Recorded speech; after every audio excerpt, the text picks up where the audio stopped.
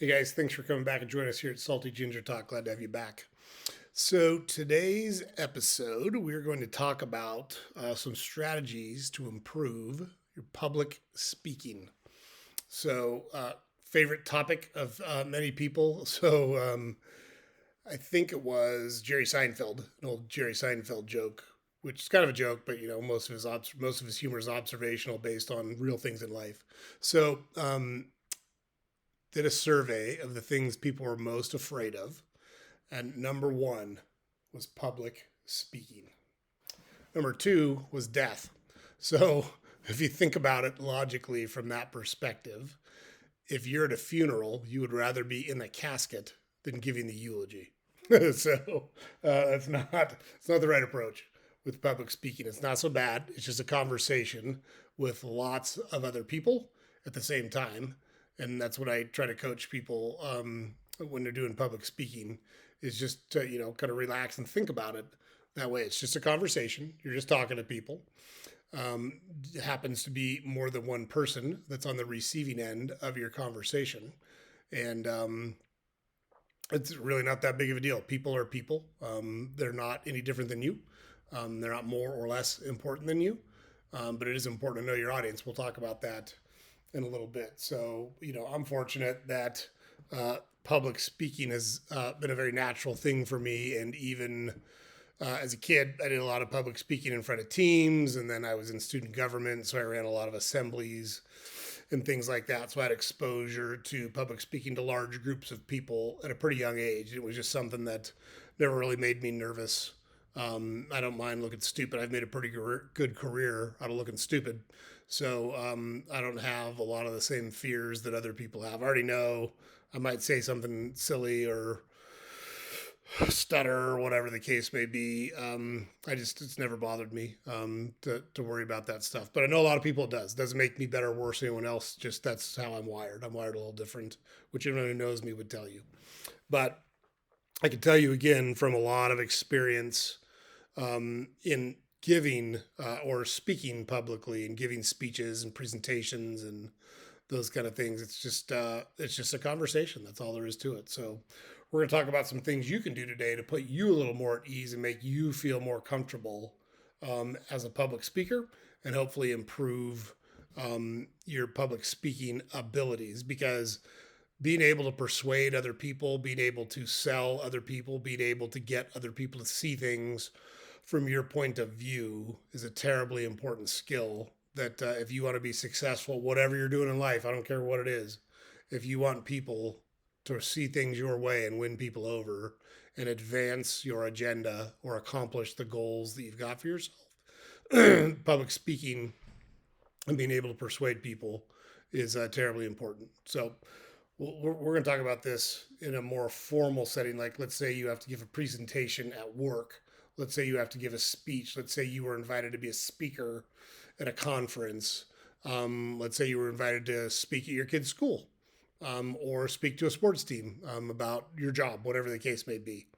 We're going to talk about it from that perspective. So there's some things you can do to put yourself at ease, make yourself feel more comfortable, and make it seem less foreign and less scary to those that feel that way. So the first one is get a lay of the land. Don't go in cold turkey. So let's say you're speaking at a conference. Go see the venue at the conference, and not only the day of, but go before if you can.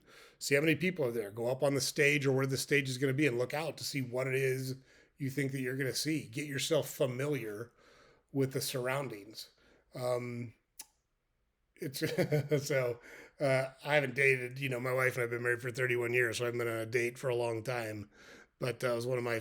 I thought it was a funny line. I don't know. Maybe there's girls still in therapy, but I would always say, "Hey, it's only kinky the first time, right?" So it's no different than anything else. The more familiar you are with a situation, the more familiar you are with an activity, the less foreign, less scary, and less awkward it seems, because you learn how to handle it. For those with kids, think about the first time you change a diaper to now, right? So those of us that had kids early, I've been changing diapers since I was 22 years old, so not a big deal. You can throw a kid at me, and even now I can kick back into the old habits pretty quickly. It's because I've got experience. Give yourself experience in the venue. Don't be freaked out. Go see the venue. Go, and especially the day of. Go up on the stage, even while the audience is out there. Go up on the stage, see the dais or the lectern or the podium or wherever it is you're going to be speaking at. If you're going to be sitting in a chair doing an interview, sit in the chair. Get a look around, see how comfortable it is. Is it hot? Is it cold? Do you have water? What are you going to do with your feet? Where are you going to put your hands? Go through all those things before so you feel comfortable when you get up to speak that you've got a plan in place. So that's the first one. Get a lay of the land. Don't go in cold turkey. Number two is practice, practice, practice. And so the more you can speak publicly, the better you're going to get at it, the more comfortable you're going to feel at it, the more natural you're going to be, and it's going to be much more effective. So, no different than anything else, right? So, you didn't learn to walk by standing up and walking across the room as a baby.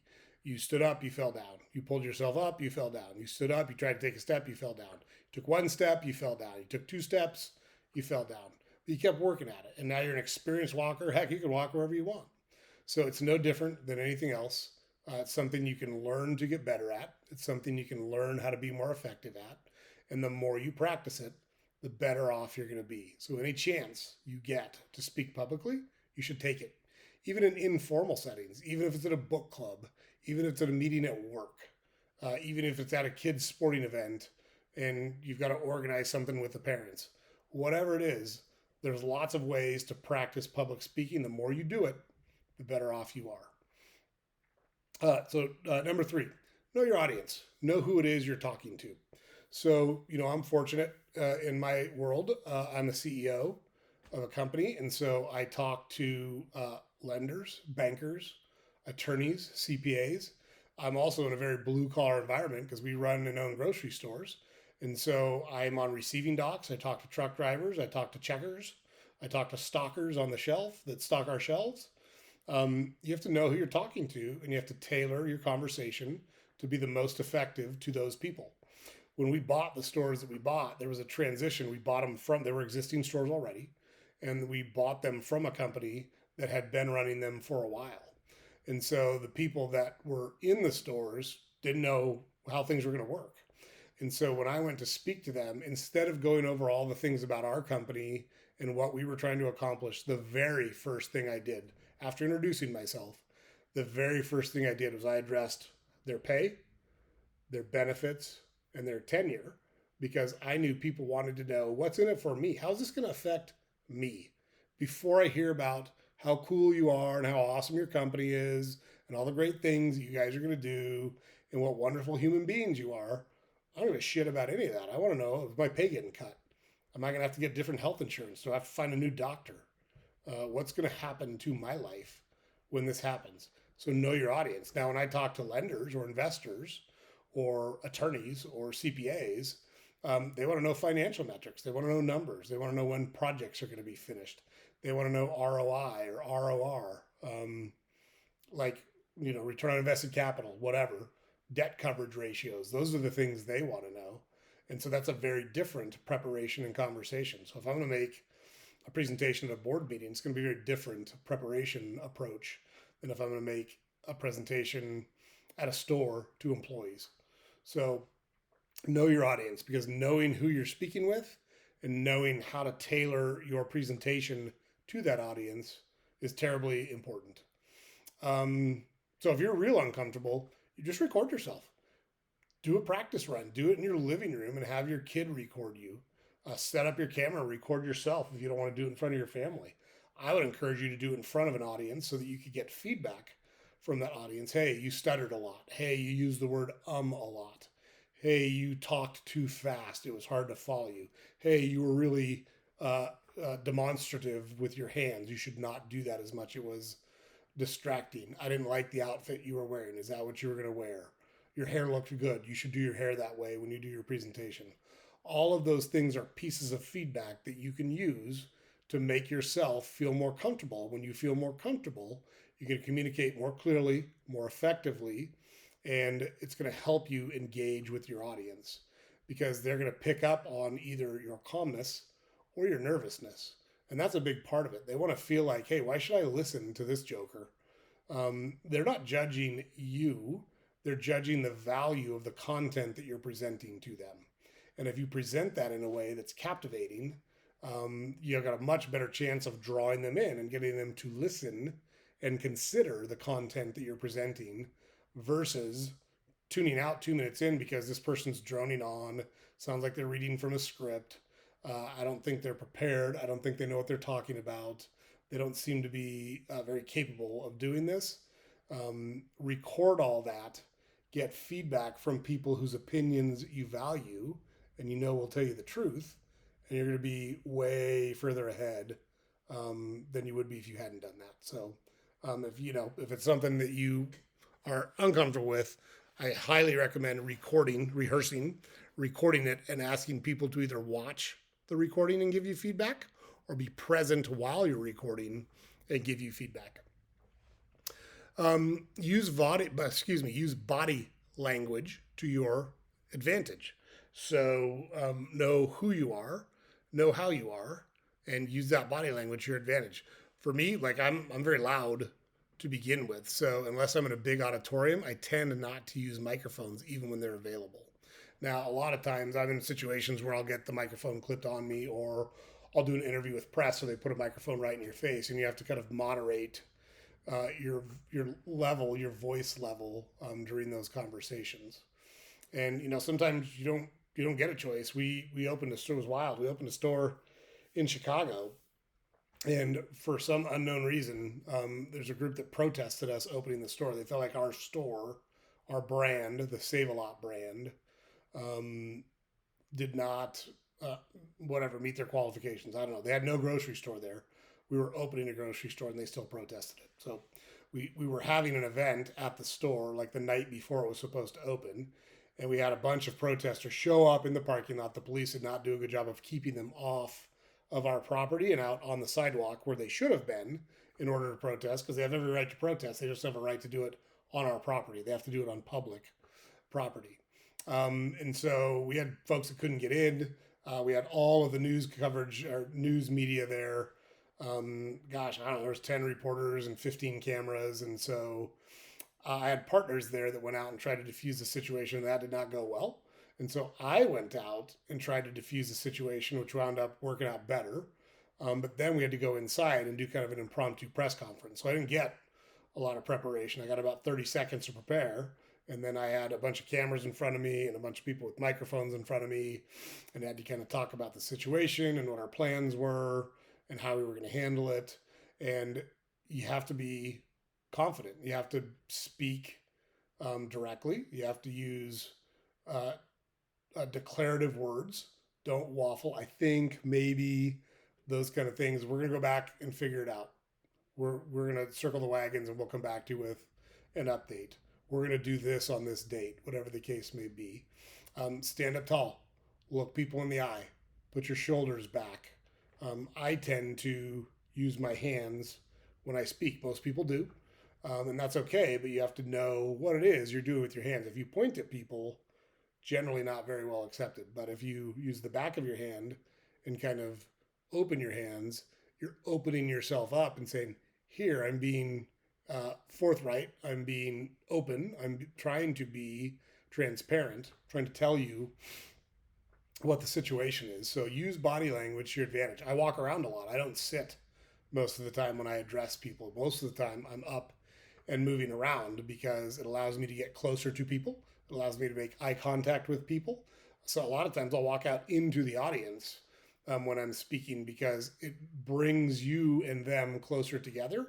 It feels more like a conversation and less like you're speaking at them. It feels very much like you're speaking at them if you're standing behind a podium or standing up on a dais or sitting in front of an audience. Now, sometimes it doesn't work that way, especially if you're on camera, because you need to stay in one place so the camera can keep track of you and the person that's moderating the discussion or whatever the case may be. I've been in plenty of those situations, but use your body language to your advantage because probably about 70%, most studies show about 70% of how we communicate is nonverbal. It's how we look, it's the inflection of what we say, not necessarily what we say. I've said it before, President Obama was a master at this, and it was so smooth in his delivery. He could tell people bad news or things that most people couldn't say And he was well received because of the way he said it. So use that body language and those nonverbal communication methods to your advantage. Always think about the cadence at which you speak to. I tend, just by nature, I tend to talk pretty fast. When I speak publicly, I slow that down quite a bit because it's hard to follow when someone's kind of rambling real quick. That's how I am in everyday life. But when I speak publicly, I use a very different cadence when I'm talking to people in general. Um, Another one is just be yourself.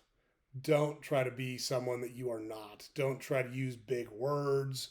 Don't try to brag about, demonstrate your vocabulary. Just be yourself. Now, if you're super left brained and super high society and super educated, and that is how you speak regularly, then you should do that because that's who you are.